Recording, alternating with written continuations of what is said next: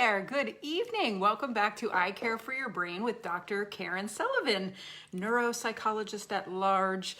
We have been at this brain health education journey for almost 4 years. I often say 3 years, but it's actually almost 4. July 24th, 2017 was our very first lecture, and I am really proud of the community that we have been able to establish here on Facebook in a way that is accessible to all people. I truly believe that there is a great need for much higher quality, more comprehensive, more compassionate education in the brain health community, and it's just one of those things, if not me, who? So I'm really proud of the information that we've shared back and forth here. Tonight's lecture topic is something that is very interesting, a phenomenon called musical ear syndrome. And I finally decided to do this because last week I actually had 2 patients in 1 week who came to me with this phenomenon. And what's really fascinating is that none of the patients I've ever had who have come to me with this symptom have ever had it diagnosed before. So we have a real lack of education in primary care and frankly, even neurology. Once people know what this is, that it's benign, that it's not a psychiatric issue, people often can change the way they experience the music because it's not a sign that something is wrong. It's not a sign that they have a tumor or they're developing some kind of dementia. So education, as with so many things in brain health, is absolutely critical. So we really want to understand it here because we should get how these people experience the world. We have to understand their needs, what it's like for them, and what kind of treatments that we have in the brain science literature. So this syndrome was labeled by a doctor named Neil Bauman, and the way he described it was he said that it was a hearing non-tinnitus phenomenon of music that was non-psychiatric in nature. So this is a syndrome in which people actually hear music that is not present, and it can't be heard by people around them because it's inside their head. It is often associated with a significant hearing impairment, and we're going to understand exactly what the brain does in the absence of getting sufficient stimulation into the ear and into the auditory cortex of the brain. So this is the part that I actually find absolutely fascinating, is what type of music the brain chooses to generate, because this is internally generated. This is something the brain comes up with on its own. And it's almost always hymns, church music, organ music, Christmas carols, or patriotic sounds. Now, it is different for most people.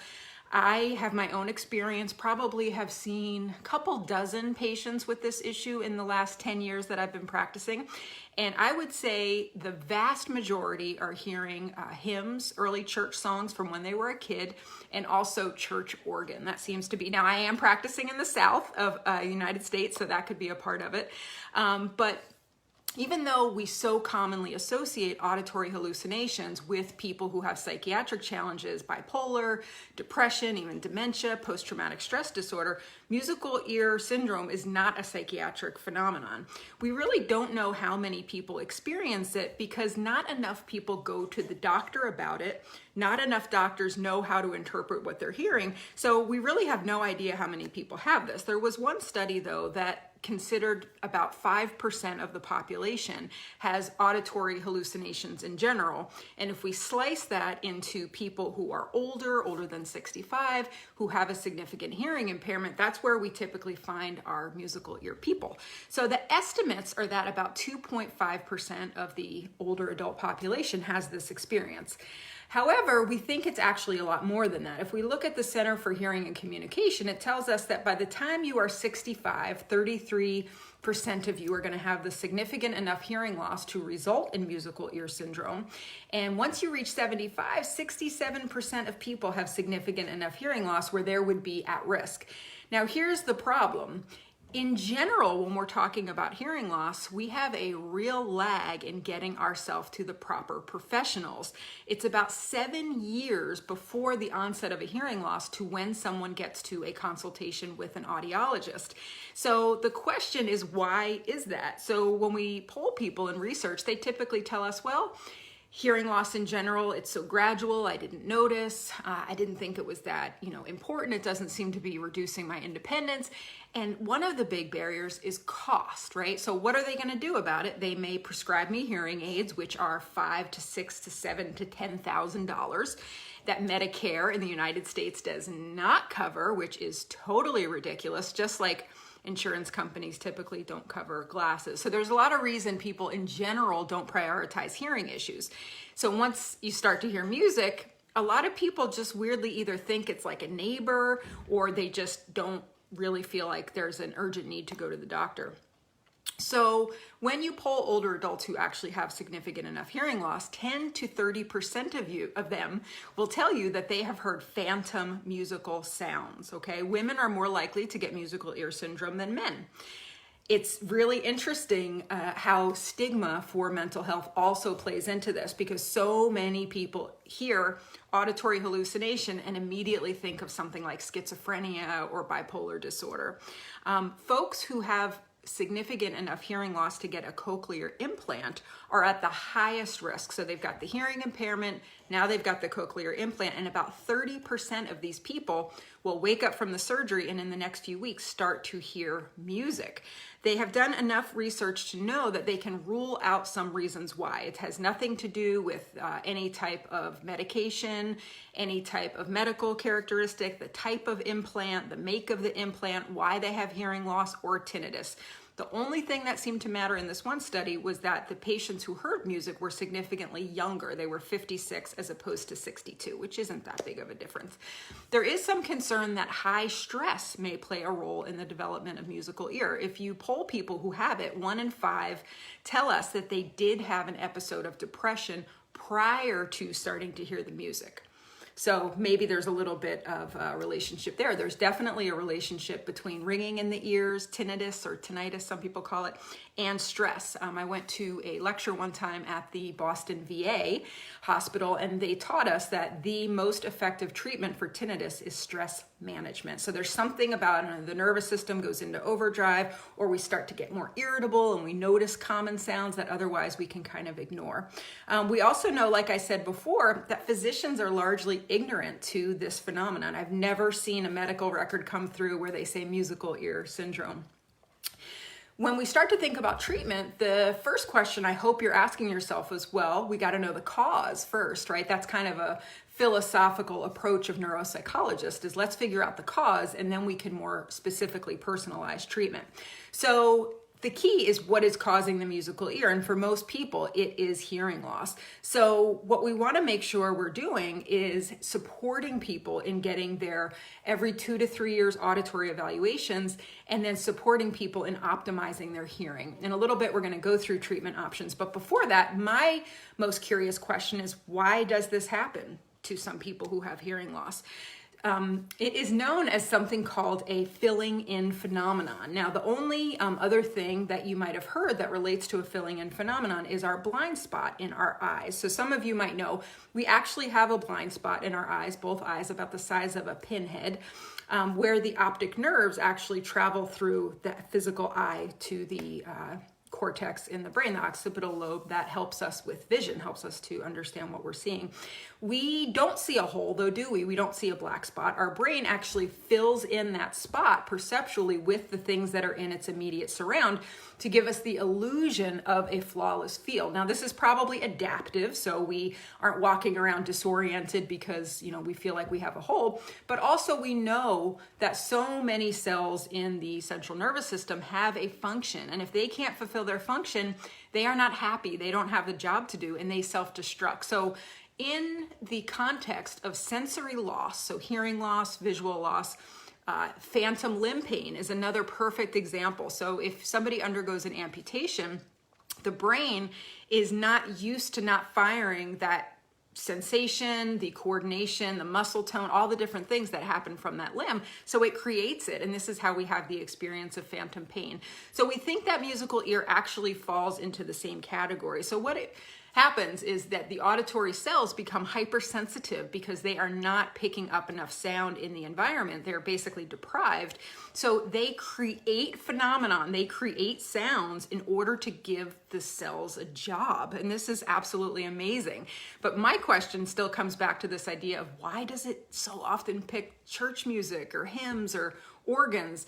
There is very little written on this subject. There is some idea that it's really related to some of the earliest organized sounds, melodies, and rhythms that you learned as a child. So I suppose if you grew up in the church, this would actually be, this would make sense.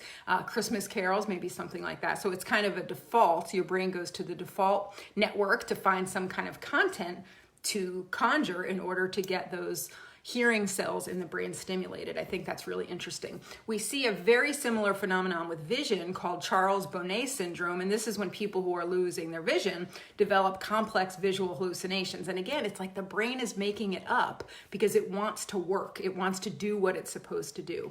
It's key that people understand there's no real harm in musical ear syndrome. It's not damaging to the brain. Like I said, sure, it is distracting.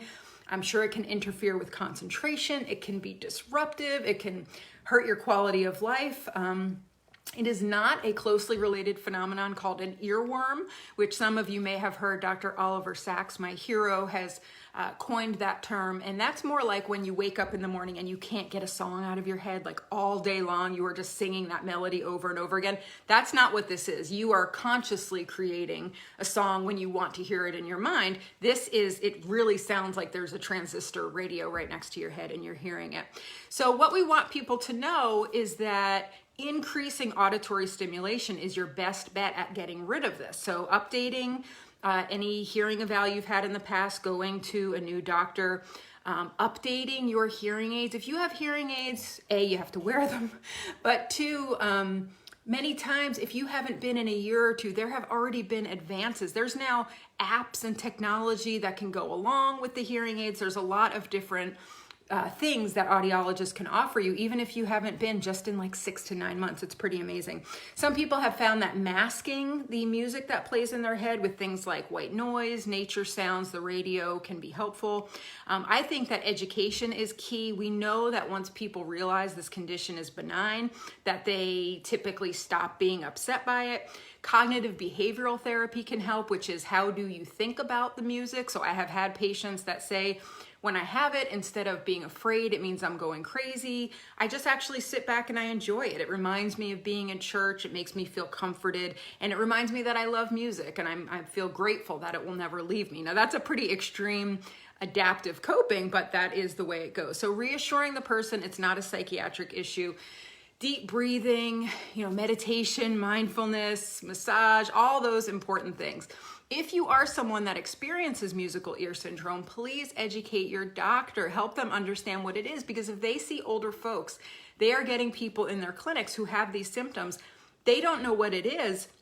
They could send someone to a psychiatrist. They could put them on antipsychotic medications. And really, it's a part of decreasing auditory function, which is something that happens normally in all of us as we get older. So we do not want people wasting money or time barking up wrong trees, when really the best bet is to make sure you're hearing as much as you can. Try to give the auditory cortex and your sensory cells in your ear something to munch on. They are hungry and they want interesting things to do. So thank you for listening to me tonight. I appreciate it. If you've had an experience with musical ear syndrome, write it in the bottom. I would be remiss if I did not promote our next Brain School class. This is the most personal and comprehensive way to learn with me about brain health, particularly if you have a brain health condition now. The slope of cognitive aging is going to be a little steeper for you, and we really want to talk about how to prevent significant cognitive impairment, including dementia. So this is a 9-part lecture series. We're doing one a month, and next one is June 10th, and this one is Heart Health Equals Brain Health, how to take control of your cardiovascular risk factors. The most critical things that you have control over as you get older in terms of brain health are related to blood flow. This doesn't, if you've had a stroke, if you have Parkinson's disease, just a any person normally aging, it's all about oxygen and glucose to our brain cells. And so in this 90-minute lecture, might also be 2 hours because the last two have been 2 hours.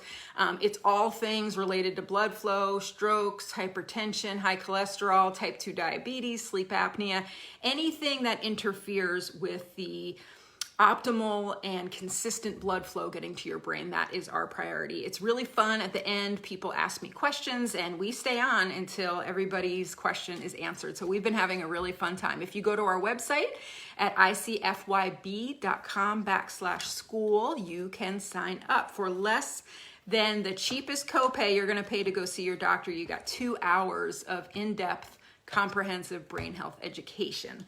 So thank you all so much for joining me. I look forward to seeing you next time. Take care. Bye-bye.